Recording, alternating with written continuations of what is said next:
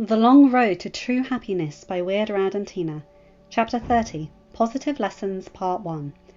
Hey guys, before I get started, I've still got a terrible cough, so if my voice sounds a bit funny, I'm sorry. It was quite late in the night. Sunset had been hours ago. The moon was high in the sky, and the fireflies were in full bloom, blinking like party lights among the trees. Poppy was settled into her big, comfy bed, wearing her favourite fuzzy blue with cupcake pyjamas, bundled up to her chin in a thick, freshly washed blanket. However, she was having trouble sleeping. She glanced around at her guests, tucked into their sleeping bags. Hairstylist Maddie, cool pink troll Moxie, extremely chipper orange tour guide Tugger de Luluf, Harper, Legsy, and Bella Brightly, orange with purple hair swirled like ice cream cone under colourful scattered barrettes. Every one of Poppy's slumber party pals was out cold, even Tug, who tended to stay up late working on brochures.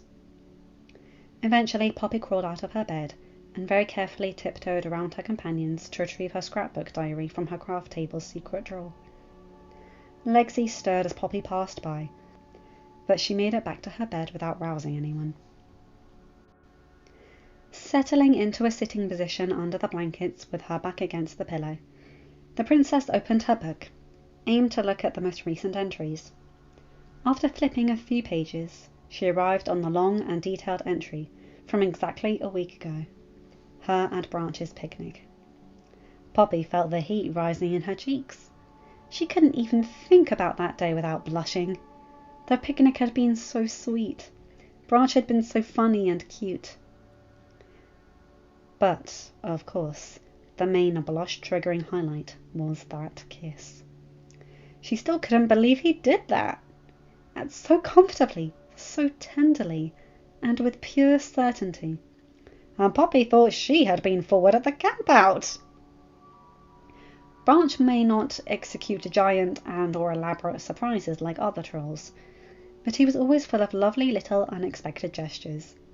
That picnic was the perfect example. And that kiss was one of the nicest surprises she'd ever experienced. The sensation of their lips together was even more heart-melting when he was the one to initiate it. Eventually, Poppy moved on to the next set of pages. There was a scrapbooked scene at the bottom, of her with a group of 10 trollings, 6 juniors.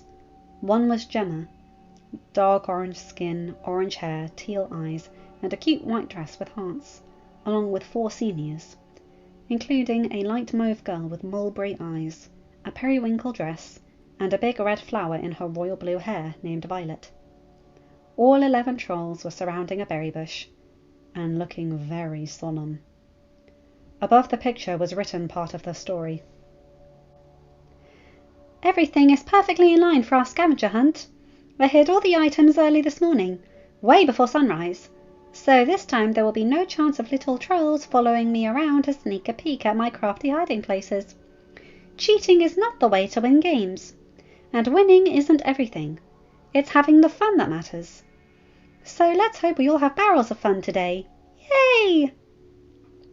Directly under that paragraph, and extending onto the neighbouring page, was part 2. So, yeah, the scavenger hunt did turn out to be a lot of fun, obviously. What happened afterwards, however, was not so fun. It got pretty intense, and the trollings had a pretty good scare, but thankfully it wasn't nearly as bad as it could have been. It could have been a catastrophe. It happened when we were all gathering in our newest meeting place, and I was handing out the kids' prizes. Little trinkets like slinkies, finger puppets, mini plushies, bouncy balls, you know, the usual. They played around with their new toys for a few minutes, but some of the juniors, especially Gemma, had started complaining that they were hungry. I assured her and the others that we could head to Klaus von Frosting's for their very special cake very shortly. Then I turned my attention to Violet, who wanted help coming up with a name for her plushie. I heard one of the juniors say something like, "Hey, look, there's some berries over there," but I didn't think much of it. Berry sounded like a tasty snack for the road. So after giving one final name suggestion to Violet, I turned my head to see where those kids had gone, hoping there would be enough berries to share with everyone. There the 4 of them were, picking berries a good hair stretch away. It was a small bush, but it was quite full, enough for every trolling to have a decent handful. But something was off. I didn't remember ever seeing this type of berry before, yet they looked so familiar. Oval-shaped red-orange little berries, a short wide bush with pointed pale green leaves. And that was when it hit me, like a confetti cannon to the gut. Like lightning I sprang over to Gemma and her 3 friends, frantically screaming at them to drop the berries, praying they hadn't eaten any.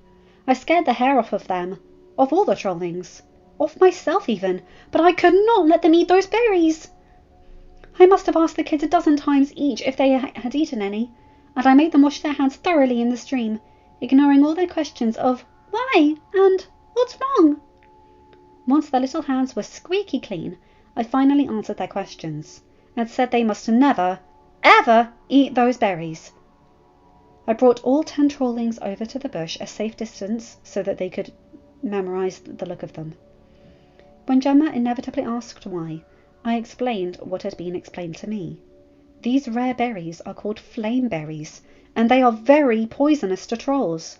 Eating 1 or 2 would mean a nasty stomachache, but any more could result in something much, much worse. Their poor little eyes were as wide as an owl's. I didn't want to frighten them, but I also needed them to understand how serious this was, that this wasn't a joke or a game. The trolling started recovering on the way over to Klaus's. I was glad to see them cheery and playful and carefree again, but silently, I was worried that maybe the important lesson didn't stick. But then, in the village, Violet warned Klaus and every bystander in the area, "Never eat the little red oval berries with pointy pale leaves, because they're poison and will make you really sick." And all the other trollings backed her up. When asked where they learned that, they all pointed at me, and some of them said, "Princess Poppy told us."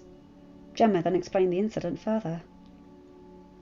Everyone praised me for saving the trollings' lives, which I appreciated, but I also had to correct them, saying it wasn't really me who saved them.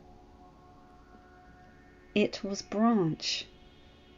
Back when I first skimmed through one of his wilderness survival books, after I pointed out some dangerous orange and purple flowers, he turned back a page to emphasize other unfamiliar dangers that most trolls overlook. One of them was those berries. Otherwise, I never would have known. This incident gave me a whole new outlook on Branch's knowledge, how important it is to accept that even though we're safe from Bergens and other large predators, it doesn't mean we're 100% safe. Other, smaller, unsuspecting dangers are still lurking, often where you'd least expect it. Some trolls have heard of flameberries, but a startling amount haven't, particularly among the younger generations. Klaus himself ate one when he was a trolling, way back in Bergentown when there were bigger, literally, things to worry about. Then rarely seen berries. He only ate one because he personally didn't care for the taste, but it made him very sick for several days. However, he and everyone else wrote it off as a bad flu or common food poisoning, never considering that innocent little berry could have been the cause. After doing some research in the library, I learnt that there have been a handful of incidents since then, mostly in Bergentown, but a few in this village too. Mostly children, but also some adults getting extremely ill. Some of the patients recovered, the ones who had only had a taste, like Klaus, but many didn't. Many trolls did not recover. That was a very tough thing to read, and write. No one in this fun-loving village is interested in safety books, so the few that exist are stuffed into the back of the library. Since flameberries are such a rare berry, no one talks about them, and the few trolls who know of the danger brush it off as insignificant. Nothing to worry about. I always believed, and so did everyone else, that Branch needed to learn to be more fun like us, but we should also learn to be more careful like him. We can't make every single activity 100% safe, like ban paper in case someone gets a paper cut, or never leave our beds in case we stub our toe. But we can listen to simple precautions to make activities generally safer. I've written this down on my generic to-do list, but I already have Dad's approval. So my plan is, I've decided I'm going to add more safety lessons as mandatory subjects to all the schools. I'd bring those safety books to a more visible spot in the library, not way back and lost in the dust, in the section most trolls never even visit. Poppy turned the page to the next spread and continued reading. Continuation of the previous entry. I ran out of space. Just like the Flameberry incident, Branch's upgrades to the Total Tidal Wave Park are proving effective too. At the time he first suggested them, back before we were true friends, the rigid rules and modifications had seemed so tedious. But I'm seriously glad I gave them a try. In one of the last week's journal entries, I mentioned how a troll flipped their floaty and ended up stuck inside the slide. They received a decent skid mark, but otherwise walked away unharmed. However, if the scout at the top of the slide hadn't been there, the rest of the lineup wouldn't have known that the first troll didn't make an exit. They all would have gone ahead down the slide, and that would have resulted in a massive pile-up with lots of injuries. Also, sometime soon after I enforced the new rules, a napping elderly troll accidentally floated into the danger zone at the bottom of the slide. The scout stopped traffic until someone in the pool pulled the elder out of the way. Branch is still only slightly involved in the village overall, yet he's already making a positive impact on everyone. He's certainly done plenty for me. The text trailed off, ending with a little felt image of Poppy's face and Branch's face close together in a fancy red heart. Sure, that picture wasn't directly related to the context of the entry, but she had mentioned Branch, so that was enough of a reason to include a little romantic snippet of them. The following 2 pages involved a complex set of events that Branch had not attended, so Poppy skipped over those to the next spread. So today I had some free time after lunch, and I managed to find Branch not doing much, which was perfect because I really wanted to ask him for more self-defense lessons and exercises. He was pretty surprised when I asked him for that. I think he thought I was joking. And then when I said I wanted to try those tarantula defense moves again, he actually blurted out, "But there aren't many tarantulas around here." And then he looked as confused as I felt. I mean, here I am requesting safety training, and here he is claiming it isn't necessary. Who's who right now? Anyway, I clarified that it wouldn't hurt to know how to fend off tarantulas, just in case some ever venture into this forest. Hopefully I'll never need to use the moves, but at least I'll be prepared. I know, I sound just like Branch. But that was the whole point, to use his exact words. I wanted to prove to him that I do listen to him now. Instead of just saying, I'll try to listen better, actions speak louder than words. Which, by the way, I actually paid attention to the lessons this time. Last time we trained, he didn't say too much, but I know I kind of annoyed him when I was being all silly. He was trying to help me stay safe, because he cared about me, and didn't want to see me get hurt. And I ignored him, as if I didn't care about him or his feelings at all. Never again will I toss aside his concern or advice like that. I still had some fun with the lessons. I'm sorry, I can't not have a bit of fun with everything I do. But I really concentrated on copying Branch's moves. Although I'm not nearly as strong and agile as him, I don't think anyone is, except maybe Smidge. And I really pretended a dangerous tarantula was right there trying to eat me. I have a very strong imagination, so it wasn't hard. For a while we just used stimulations, attacking trees or rock formations that kind of looked tarantula-like, or I would dodge Branch's hair attacks that loosely resembled different common tarantula attacks. When we moved on to what Branch calls instinctual fighting, which meant fighting without really thinking, just doing what comes naturally, and then working on exact techniques after the fact. He said it would help build up quicker and more effective reflexes, which would help in all kinds of situations, even my fun ones like dancing, sports, and taking care of festivals. His words, not mine. But I was kind of hesitant, not because I didn't want to do it, but because it involved Branch playing the part of the predator, aka my opponent, meaning I had to attack him. He had tried to encourage me. "Come on, I'm a deadly predator about to strike." But even with my wildest imagination, I had a hard time seeing my sweet, handsome Branch as deadly. He wasn't even deadly back when he was at his crabbiest. I told him I didn't want to hurt him. "You won't," he said. "But what if I do?" "It won't be anything I can't recover from." Somehow that didn't reassure me. He can technically recover from a dozen broken bones, but that doesn't mean it's okay to do that to him. What if I gave him a bruise? Or a scrape? I'd feel so terrible. "I faced actual vicious predators in the woods and received less damage than that." Yeah, still not making me feel better, Branch. So he resorted to drastic measures. Step 1. He told me to think of something that made me mad. I immediately answered that nothing makes me mad. But then I really thought about it, and I realized, yeah, one thing does. One troll, to be specific. I never wanted to be mad for any reason. Just the very thought of being mad at a specific person makes me feel very uncomfortable. But with Krieg, well, maybe it is kind of fair. After all he did to me, after all he did to Branch, the lying, the guilt trips, the narrow-mindedness, the selfishness, the insults, especially what he said in front of the pack on the anniversary. Ugh, that made me so mad. Oops, there I go again. My forehead right up against my eyes is starting to feel weird. Apparently that's what happens when you're mad. A furrowed brow.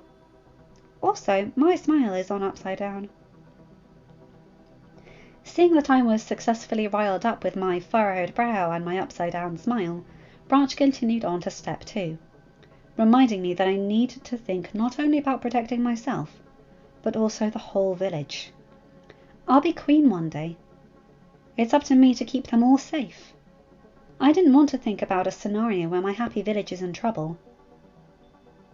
But Dad had to. When he led the escape from Bergentown, that would have been all he could think about. He feared for the lives of each troll as they fled through the tunnels, knowing they could be caught and eaten at any moment. He was alone in the responsibility of the safety of hundreds of trolls, and vowed that no troll would be left behind. He rescued them so they could live happily. Dad never really talks about the ordeal in detail. I guess he doesn't want to burden me with any negative feelings. He always vowed to keep everyone happy, positive, worry-free.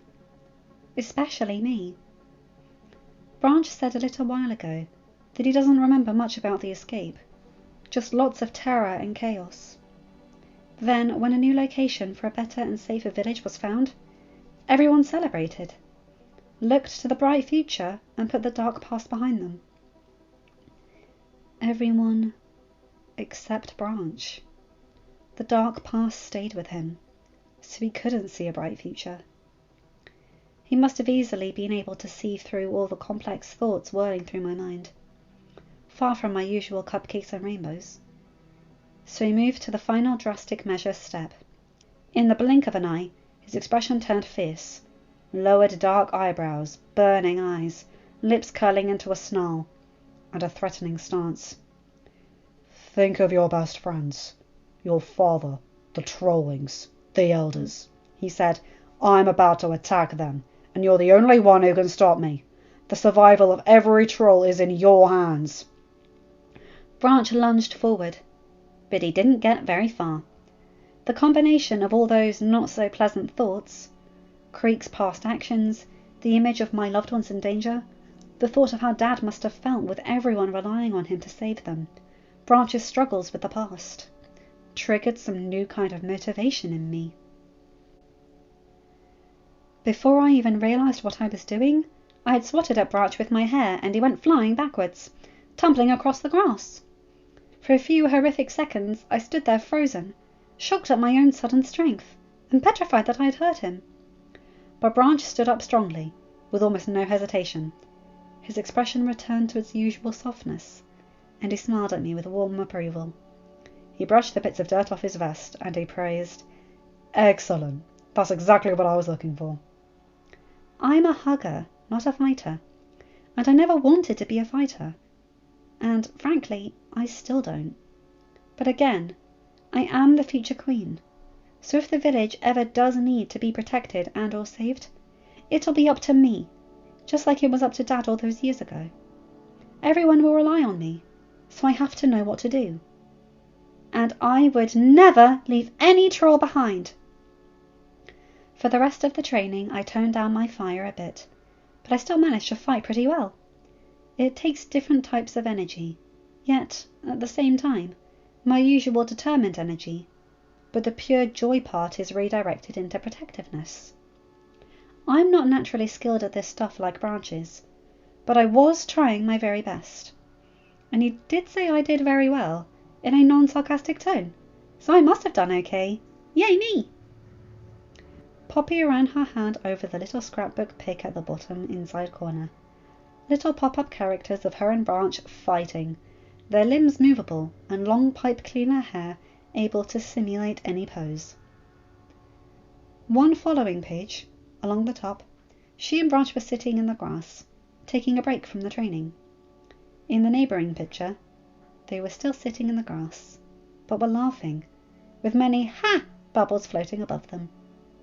Poppy couldn't even remember what had provoked the laughing fit, but it didn't take much to amuse Branch now, so it could have been anything. In the final picture, they were hugging. A huge mauve flower on her wrist to simulate her hug time bracelet. And it was Branch who had initiated the hug, holding out his arms to welcome her as soon as her bracelet pinged. A picture in a secret pull tab.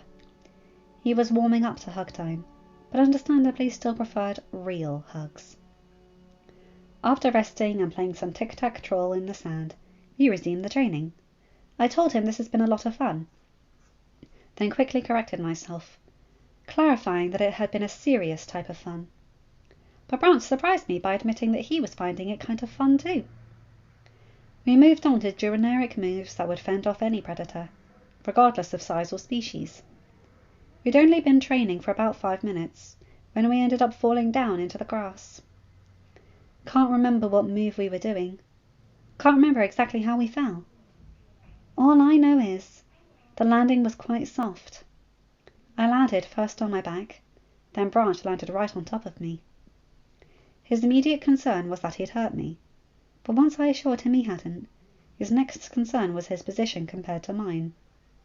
His classic nervous reaction played out. The wide eyes, the springing away from me, or off me in this case, the mumbled apology, and the purple cheeks. As adorable as Branch's bashfulness is, I could always feel bad when he gets so nervous with me. He's cool now with most affection, holding hands, hugging, cuddling, even kissing. But if it's sudden and unexpected, he still tends to freak out a bit. Since I know he's comfortable with being close to me, wanted to be close even, it seemed like he might be worried about making me uncomfortable, since his main focus is always my feelings and my well-being. Branch has such a big heart, and yet such low self-esteem. I stood up, which resulted in him looking guilty for not helping me up. I reminded him that I love affection, especially from him, so he doesn't have to worry about being extra close to me, especially when it's just the two of us. He gave me a crooked little smile and rubbed his arm with his opposite hand. Why is everything he does so flipping cute? Smiles, scowls, sitting there doing nothing. It's all so adorable. And then he admitted, Yeah, I know. Sorry, I'm still getting used to this. At that moment, my hug time alarm went off. In my mind, I said to, Perfect timing, bracelet. I held out my arms towards Branch, but I stayed right where I was. After a second, I caught the realization on his face as he figured out what I was waiting for him to come to me. So he started to walk toward me, in that usual slow, smooth way that makes my heart flip, with that little smile that makes my heart melt. He wrapped his arms around me and pulled me close to him, holding me with a perfect amount of force, not half-hearted, but not squeezing me to death either. How can someone who is so physically strong also be so gentle? And Branch is so cuddly, like nothing even compares to it. I whispered to him, "You really do give the best hugs." You know what he whispered back? Not a sarcastic remark, not even a dismissive remark. No, he said, "And your hugs are the best part of my day." I could have screamed, but Branch probably wouldn't have appreciated being deafened by my happiness, so I waited to scream until just now, as I wrote that sentence. Also, that made me think of something he said in the past. Something that was totally the opposite. I let go of him and teased, "I seem to recall you saying—" I lowered my voice and scrunched up my face to mimic his. "Absolutely no hugging under any circumstances." It wasn't the first time I teased him about that. Usually I'd just hint at it, and he'd brush it off with a yeah. But this time, since it was a very direct tease, Branch shook his head and chuckled. "You are never going to let me live that down, are you?" I grinned. "Never." After a moment, I added more seriously that I'm still getting used to this too. The feelings we feel and the affection we share is new to me too. It's different, special, a type of affection I'd only ever share with him. That seemed to relax him, knowing that it wasn't just him in this unfamiliar situation. And then, cue another bout of happy screaming, Branch kissed my cheek! Just like that! And not a sleepy, unaware one like at our sleepover, but an actual, fully intentional one. Then, like nothing had even happened, he nonchalantly asked if I was interested in more training, and I said, "Yes, please, I still have some free time." But in my mind I was like, "I'm interested in more hugs and kisses, please." Before he could even blink, I swiped his feet out from underneath him with my hair. He landed with an "oof!" His fake annoyed, half-amused response was, "Hey, I wasn't ready." I responded smugly with, "I thought the trick was to always be ready." He opened his mouth to argue, then quickly closed it as he realized he couldn't. That had been his strict lesson 1. Always be ready and be ready for anything. Poppy 1, Branch 0. Actually, I think I should count the hug thing too. So Poppy 2, Branch 0. The next few paragraphs described the new moves Poppy had learned. Some basic, some complex. But the Pink Princess skipped those to read the more interesting Branch content. We worked on that little sequence of moves for a few minutes. It was fun, but also challenging, though once we seemed to be pretty evenly matched for once. As a result, we both got a little carried away, and we ended up falling down again. But this time he fell first, and I landed on him. I swear it was mostly an accident, but I'll admit it was also sort of on purpose. Other than lifting myself up to hover over him, I didn't move. He stared up at me, and I stared down at him, just contentedly watching his cheeks shift from pale turquoise to pale purple. Trying to hold back a smirk, I said a simple, "Hi." He said a squeaky, "Hi," back. I asked him if something was wrong, to which he replied, "No, I don't think so." I couldn't resist the smirk any longer. Have I mentioned that everything Branch does is adorable? I nuzzled my nose against his, then, in no rush at all, climbed off him and stood up. Without skipping a beat, I clapped my hands together and said, "All right, let's get back to the fight." He had gotten as far as sitting up, but his eyes were unfocused, and he looked confused. I think he forgot we were in the middle of a training session. Mock fighting against Branch was suddenly so easy. I don't know he wasn't purposefully going easy on me, based on the way he kept stumbling, plus a look of complete surprise on his face when I captured his hair with my own, twisting it around his torso and using it to effortlessly pin him to the grass. A very basic move, one of the first he ever taught me. Take the opponent's best weapon and use it against them. I had to tease him. What's the matter? Can't concentrate? He was still flustered. Yeah, no, I don't know. We shared a little laugh, and then I released his hair and let him get up. As Branch got to his feet, we both heard voices approaching. I recognized them instantly as the snack pack, and I think Branch recognized them just as easily. They're finally his friends now too! He used to firmly refer to them as my friends, but now he'll say our friends. He definitely seems to like being a part of the group. He's even hung out with some of them or a couple of times when I wasn't around. It makes me so happy that he's finally in the pack. It's my dream come true. However, at that particular moment, I was feeling kind of torn. Of course, I was happy to see our BFFs and excited for all 9 of us to hang out again. But at the same time, I was kind of hoping to have more alone time with Branch, even though we'd already spent like an hour together. Is it okay to feel that way? I thought it sounded kind of selfish. Like all my other friends aren't important to me anymore. Or I want Branch to hang out with me and only me, no one else. Neither of those things are true. But Dad assured me that it's perfectly normal to want to spend lots of time with Branch, and to want to have him all to myself. Dad said the trick is to find balance between my friends and family, my village, my responsibilities, my hobbies, and my significant other. It sounded like a lot, but I am great at time management, plus a professional multitasker, so I know I can figure it out. Plus, Dad said casually referring to Branch as my significant other gave me major chills. Good chills. As the pack came into view, I glanced at Branch, who looked as torn as I was. He didn't seem too disappointed. He just shrugged lightly and turned to wave at them. With Biggie in the lead, our colourful group of friends scampered over to us, and after a friendly greeting from all of them, Guy asked us what we were up to. Out of the corner of my eye, I noticed Branch nervously glancing at me. I simply told Guy that we were working on some defence training, fighting off predators, building physical strength, etc. When I mentioned nothing about our little fumbles, Branch looked relieved. I would never throw him into an awkward situation like that. I mean, I might have only a few months ago, but not anymore. I'll only tease him when no one else is around. Also, I sort of, haven't really updated the snack pack on my new relationship status. I know, they're my best friends. I should have told them by now. But this is so new to me.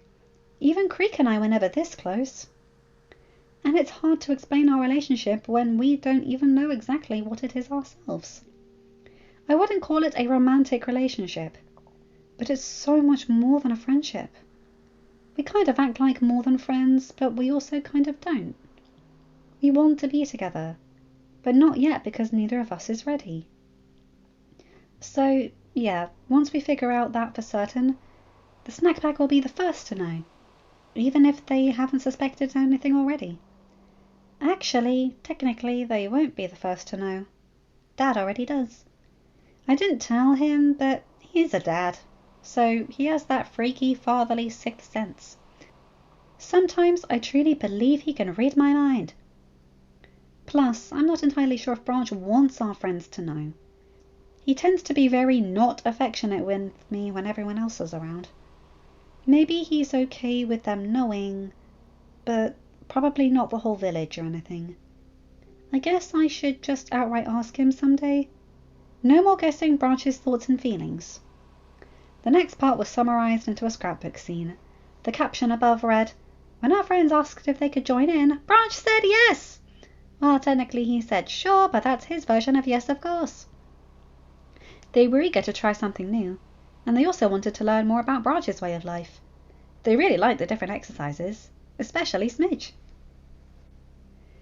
The caption was followed by 3 pictures of the little yellow troll, hair-fighting Branch, him respectfully going easy on her, her quickly proving that wasn't necessary. He ended up hopelessly cocooned in her long cyan hair, and the 2 of them being evenly matched, What Smidge lacked in technique and experience, she made up for with her uncanny strength, agility, and fierceness. It was super fun to watch them. Branch ended up being the winner, but it took a while. Smidge vowed that they would have a rematch someday, so that ought to be interesting. They'd better make sure I'm around to see it. As for the others, their fighting was, well, the term that had been the least offensive while being the most accurate would have to be very clumsy. They did really put an effort into the moves, but they just weren't naturally skilled fighters. Instead of using words, Poppy demonstrated her point with more scrapbook pictures. Satin and Chenille got their hair tangled up into a massive blue mauve pink hair knot. Biggie's moves were extremely uncoordinated and far too gentle. DJ kept tripping over herself and falling. Cooper was stuck in a bush with his green hat somehow high in a nearby tree. Guy kept flinching away from Branch's very basic attacks instead of fighting back. So Branch and I gave them some pointers. He taught DJ ways to help her keep her balance, and then tried a different approach with Guy to make him less skittish. Meanwhile, I worked with Biggie. I tried the same tactic Branch had done with me, telling Biggie to pretend Mr. Dinkles was in danger. That certainly worked. Poppy inserted a little picture of a very aggressive-looking Biggie, exaggerated with fangs and red eyes, and then finished off the caption, "Branch and I together untied the twins, then freed Cooper." Though he probably would have been content to stay in that bush all day. Sure, he didn't look uncomfortable, but he took a nap while waiting for us to get to him. The princess then went on another thought. The whole hangout reminded me of the little scrapbook story I made when Branch first agreed to hang out with me. The one where the snack pack supported Branch. All of us were BFFs, and Branch was happy like everyone else and enjoying the company. At the time, it had just been a fantasy. Now it's very close to reality. Sure, the real story is very different, took much longer and more complex than I imagined it, but it looks like the ending might turn out to be the same. Complete with a bunch of little cute pictures, Poppy snuck one final part in. Before the snack pack left, Branch even, believe it or not, he even, drumroll please, accepted a hug from each of them. Our bracelets pinged, so they politely asked Branch if they could bend the hug time rule a bit, so each of them could get a hug from him, since they've never properly hugged him. Branch hesitated, though it seemed like more of a dramatic pause to me, and then he said, "All right, but just brief hugs, please. I'm still getting used to them." And Branch's "all right" was completely sincere. He looked a tad bit uneasy, but not completely uncomfortable and not panicky. The snack pack fully respected his wishes, lined up, and took their hug time turn. Branch returned each quick hug very lightly, but willingly. Not to brag or anything, but of course the longest and fullest hug went to me. This time he didn't seem to care that our friends were right there watching. Not only were they watching, but they totally noticed that Branch gave me the comfiest hug. They kept smirking at me, especially Guy and the twins. Once Branch was definitely out of earshot, the subtle comments began. Smidge complained that it wasn't fair how I got to give him a full hug, as it took all of her willpower not to squeeze the cupcakes out of him. Guy agreed. Legs like Poppy's still his fave hug partner. I brushed it off as, I've been Branch's friend the longest, etc. I mean, that is kind of one of the reasons. Suki talked about how I've been trying to get him involved in hug time for years, and it's hard to believe that he finally is. Especially for him to give me such an affectionate hug, when he used to do anything to avoid my hugs. Cooper added that he thought Branch was being sarcastic when he said, okay, to the hugs. I simply said that things have changed a lot since then. We know each other a lot better now. That him seeming to hate hugs was just a big misunderstanding.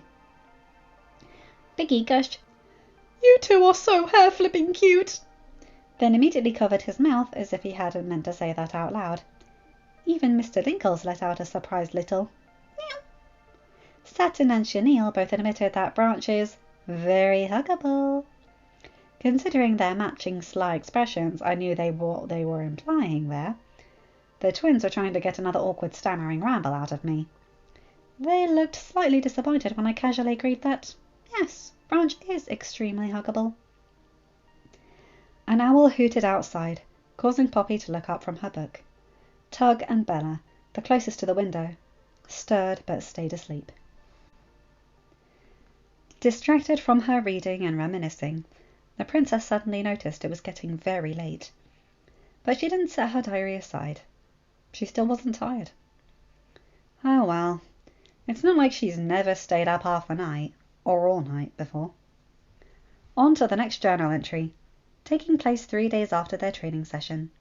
Again, she skipped the non-Branch bits. I finally have a proper photo of me and Branch! That's right, I've got it on my main dresser, right in the centre, in the biggest, fanciest photo frame I could find. I love it so much. It's so perfect. Okay, it all started out this morning. I was hanging out with the snack pack in our usual favourite photo multi-booth. We were just fooling around, taking goofy pictures, when we spotted Branch at the other end of the clearing. We called him over and asked if he wanted to join us for one big group photo. But he said no. Very politely, of course. I assumed he was being shy. You know, not wanting to be in the spotlight like at the campout. So I didn't think anything of it. Our friends asked him a second time, but left him alone after another "No, thanks." They settled with "That's okay, maybe another time." So later on, when the others gradually left and it was just me and Branch, I asked him if I could please have a photo with just the two of us, since I have millions of photos with all my friends, but not a single one with him. I even added a pretty please. But his response was a low mumbled, "I guess." After a noticeable hesitation while staring down at his feet. Clearly, he didn't want to. I promised him it would just be one. And it didn't have to be silly or fancy, just us sitting side by side. His new response was, "Okay," but there was still no enthusiasm. I put my arm around him, pulled him close, and said, "Smile!" and snapped the pic. But when I looked at the result, I realised Branch wasn't looking at the camera, and he wasn't smiling. That wouldn't do. Not wanting to be insensitive, I asked him if we could please do a quick redo, as the lighting wasn't very good and it was kind of blurry. In the retake, he was looking at the camera, but he was still frowning. That was when I realised he really did not want a photo. And I really did not want to force Branch to do something he's not comfortable with. We moved way past that point. But it was just a photo. All he had to do was stand there, smile, and click, done. No socialising, no glitter, no noise, no potential dangers. Then I thought, maybe there's a particular reason, a hidden reason, why he doesn't want to. Just like the singing. What had seemed like such a simple thing had turned out to be an unimaginably huge deal for him. So, maybe he and his grandma used to take photos all the time? Maybe trolls tried to photograph him when he first lost his colours? Maybe the bright flash freaks him out. I could have stood there and speculated all day, but the simplest and most effective solution here was to outright ask him why he's so unwilling to be in a photo. So I did exactly that. Branch revealed that he doesn't like his picture taken because he looks weird in all of them. I told him everyone does. Smidge is almost always making an unflattering face. Cooper's usually got one or both his eyes closed. Dad has one of me where it looks like I'm about to sneeze. There's nothing wrong with making a funny face. Hell, we usually do it on purpose. But that's not what Branch means. He shook his head and tried again. No. I mean, I look weird. My features are weird. I don't look good. I couldn't understand what he was talking about. When he looked at me like I was missing something very obvious, it only confused me more. Then he clarified what he meant by describing himself. Dull as a boulder, floppy ears, gigantic nose, bulky body. That's what he said. That was Branch's self-deprecation. It broke my heart to hear him talking about himself like that. Even writing it all makes me feel super upset. Rereading that description stabbed Poppy's heart for a third time. Here she often daydreamed about how handsome he was. Meanwhile, that same troll was walking around, convinced he wasn't even remotely attractive. I cannot believe he saw himself that way. Actually, unfortunately, I can believe it. I really can. Poppy felt another tug in her heart, and decided it would be best to move past the most heartbreaking part. She didn't need to start bawling and alert some of her guests. I could not let Branch think that he's not good looking, so I started by gently lifting his hand, to prove that he is not dull, but rather a nice light turquoise colour. Then I curled my hair around his own and gently pulled it down to show him that it's like a midnight sky. Very dark with that deep blue hint. And he has such beautiful shining eyes. Always has. So soft and warm and deep. I added that I love his smoothly curved ears, as I lightly touched one. I love his broad purplish nose, as I lightly booped it. And I love how cuddly and huggable and strong he is, as I gave him a quick hug. He started to smile a bit. That little smile he makes when he's starting to feel better, but still has that bit of uncertainty remaining. So I added more seriously that there is nothing wrong with his features. Yes, they're different, but that doesn't mean they're weird. They're distinctive and really stand out, but in a good way. It's what makes you special, Branch. And all that makes Branch extra special. Not all trolls have the same features. Look at Smidge or Lexi or Biggie. Not all trolls have bright colours. Some are more muted, some are darker, some are a combination of all three. All colours are beautiful in their own way. Hair, I loved his colours when they were more grey. They were so unique, and I love unique. Branch's smile was improving, but there was still that off look in his eyes. So I added, and even if you did look so-called weird, which you do not, I think my level of seriousness there actually startled him. I wouldn't care, because I love you for who you are. He looked surprised by those words. I worried he may think I'm just saying all that to be extra nice, or because I feel like I have to. So I added more. Why do you think Satin and Chenille chose you as a model for their major important fall fashion ideas? Everyone knows how picky those two are. If they thought that Branch didn't look good in any way, they wouldn't have even considered using him. Plus, I'm pretty sure I was blushing already, so I continued vaguely. They mentioned to me once that they think you're attractive. If Branch's eyes had widened any more, they would have popped right out of his skull. They did? Really? When? Trying to be casual is really hard when your cheeks are on fire and you have got a confetti cannon going off in your stomach.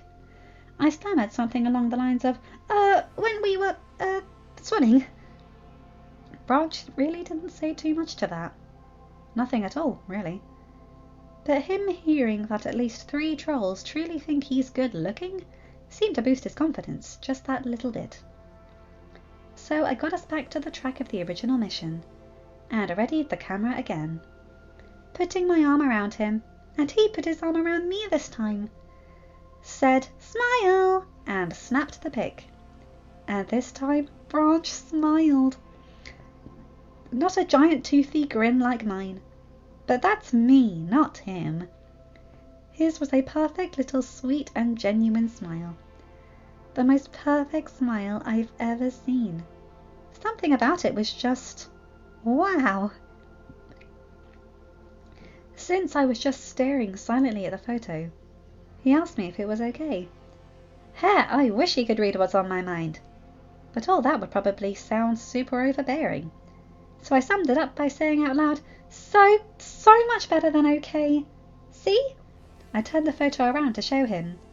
His ears drooped a little at first, but when he actually took a real look at it, his ears returned to normal, and he even gave a little nod of approval. After I explained to Branch why this is such a special pic, pretty sure I said more than once how happy I am to finally have a photo with him, but I was just so excited I couldn't help it. I made a second copy for him, and then I went into the other room to find and buy a nice frame for him. The clerk was busy with another customer, so after a minute of waiting, I peeked back into the booth. Branch was standing close to the mirror, slowly tilting and rotating his head, one way and then the other in every direction, like he was scrutinizing his features, almost like he was trying to see what I could see. I'm still not sure he was 100% satisfied with what he saw. However, he didn't look so insecure anymore, and didn't appear completely disappointed. I just took another long look at our photo. I always love to think about Branch's handsome smile, and I get to see it randomly in person for a few minutes at a time. But now I can look at it whenever I want, for as long as I want. Cupcakes and sprinkles, my knees feel weak every time I look at it. Princess Poppy let out a massive yawn. Since her eyelids were finally starting to drift shut, she set aside her scrapbook journal. She peered over at her dresser, then reached across the room with her hair to retrieve her all-time favourite photo. Branch's arm around her arm around him, his soft eyes, his better-than-perfect smile. Poppy had looked at it probably 100 times already, but seeing Branch in a photo, willingly and contentedly with her, looking so flipping handsome, all those things together still made her feel faint. Poppy hugged the picture frame and then snuggled into her bed. The princess fell into a peaceful sleep with her favourite photo still in her arms. End of chapter. Hi guys, hope you enjoyed that one. Oh my god, my throat is sore. But it's so freaking cute. Oh, the way they reach out to each other, the way they listen and grow and respond. I love it. No, like she said, a role reversal with him saying there aren't predators but her wanting to learn. And the bit with the photo was so gorgeous. I loved it. And her really remembering his survival lessons by making sure those kids didn't eat those dangerous berries. They really are amazing influences on each other without removing the core fundamental parts that make them who they are. That's why I love Broppy. It's up there with Percabeth and Hickstrid for me as those couples that just work because they don't change who they are, and they're both interesting characters, and their opposing traits work together. Oh, I just love it. Anyway, you guys know the drill. Like, comment and subscribe and hit that bell to get notified whenever I upload a new video. Have a good day, night, or whatever time zone you're in. Bye my guys, gals and albino pals. I'll see you in another video. Take care.